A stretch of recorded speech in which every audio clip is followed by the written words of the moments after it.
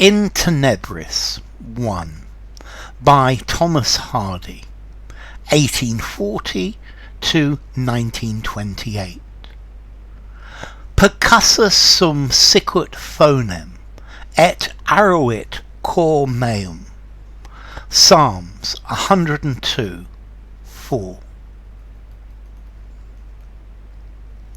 Wintertime nighs, but my bereavement-pain it cannot bring again. Twice no one dies. Flower-petals flee, but since it once hath been, no more that severing scene can harrow me. Birds faint in dread, I shall not lose old strength in the lone frost's black length, strength long since fled. Leaves freeze to dun, but friends cannot turn cold, this season as of old, for him with none. Tempests may scath, but love cannot make smart again this year his heart, who no heart hath. Black is night's cope, but death will not appall one who past doubtings all waits in unhope. Okay, this is a poem by Thomas Hardy. Let's see, in Tenebris 1. This was a series of 3 poems, and this was the first of them. But let's see, Thomas Hardy from Dorsetshire. He was actually an architect. He's best known as an author of, for example, Far From the Madding Crowd and other books. Now, this poem, it's about depression, it's about being sad, it's about being really upset, it's about being in the darkness, that he's exploring his own grief. I think he's sad about the fact that his marriage has broken up. He's estranged from his wife. His writing career isn't going as he had hoped. Things are getting worse, and this poem mostly is talking about the environment, or the world around the speaker, and how these are all metaphors for his own depression. He's really depressed. He's hitting rock bottom, and there is no prospect for him of things getting better. So let's look at the title first. In Tenebris. This is Latin, in the shadows, in the darkness. And then we have this line, Percussus sum sicut foenum et aruit cor meum. This is from the Psalms. This is it means I am withered like the grass. And my heart is dried up. I've been beaten by the sun. That I've been hit again and again, and there's nothing of me left. I am empty. I am like dry grass. So it starts. Wintertime nighs. So to nigh is to come close. So winter is coming. Winter is approaching. And winter in itself, this is showing death and hardship and problems. So winter is coming, and it's like he's descending into this pit of depression, into winter. But my bereavement pain, it cannot bring again. So the pain of bereavement. So bereavement is, you're bereaved when somebody dies. And this is, he's saying that the pain of bereavement cannot come twice. When somebody dies, they are dead. Twice no one dies. So nobody dies twice. You can't experience bereavement twice. However, he's clearly already in the pain of bereavement. So wintertime is coming, and his mind or his attitude is blacker and blacker about the future. But nobody dies twice. So it's saying that death is final. Death is the end. Death is something permanent. It's something that cannot happen again. And he's recognizing separation, death, disappearance. Wintertime is the death of the previous year, or the year he's been. Flower petals flee.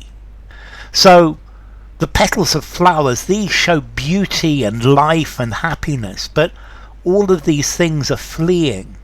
They're dying. Beauty inevitably dies. That everything beautiful goes. That death is something inevitable. But since it once hath been, no more that severing scene can harrow me.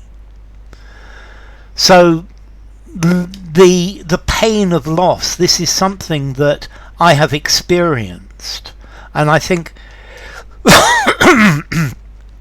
this is something that I've witnessed. I've been there.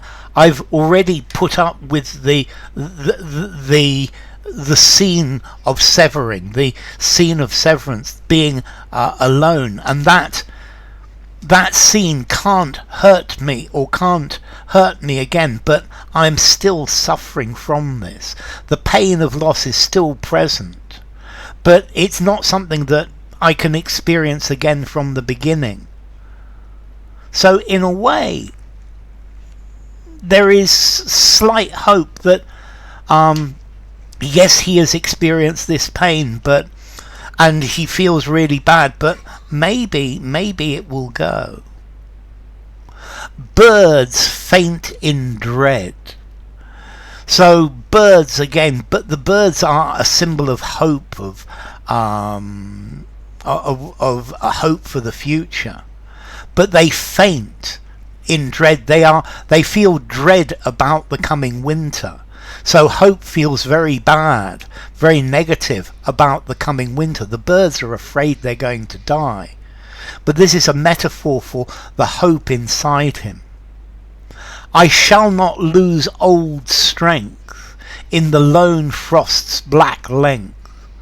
So I'm not going to lose strength that I've already lost. I'm incapable of suffering anymore.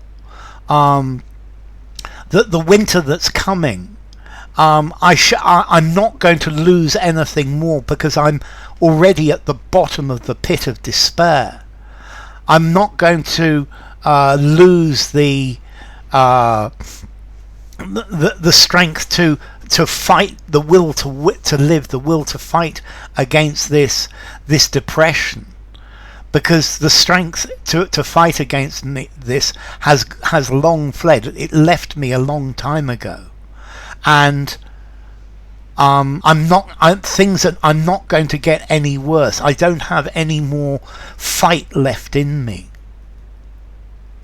Leaves freeze to dun. Well, dun is the colour brown. So leaves, in winter they freeze to brown. But friends cannot turn cold.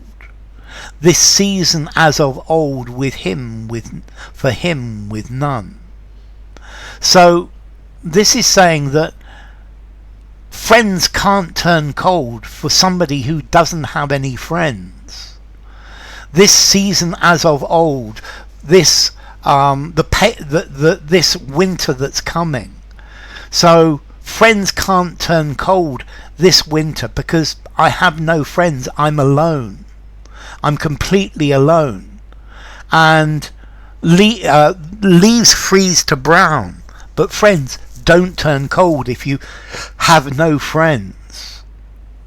So winter is a painful season for those who are alone. Tempests may scath, may scathe, may hurt, may bring destruction. But love cannot make smart again this year his heart, who no heart hath. So, love cannot make smart, cannot hurt. To smart here is to sting, to hurt. Ow, ow, that smarts, that hurts. So love cannot hurt this year somebody who has no heart left, who has no capacity to feel it. So the sting of love can't hurt somebody who has lost all ability to feel. So the tempest can come, the winter can come, but I'm at the bottom. Nothing can hurt me anymore. I'm completely numb. Because love can't hurt again this year somebody who has no heart to feel, who has no ability to feel. Black is night's cope. Cope is the cape, is the cloak that goes round it. So night is darkness and death. And night is darkness and death. But death will not appall one who past doubtings all waits in unhope. So yes, the black night of winter is coming, but death is not frightening. Death is not something that is appalling to somebody who is absolutely certain that there is nothing left. Somebody who waits in unhope.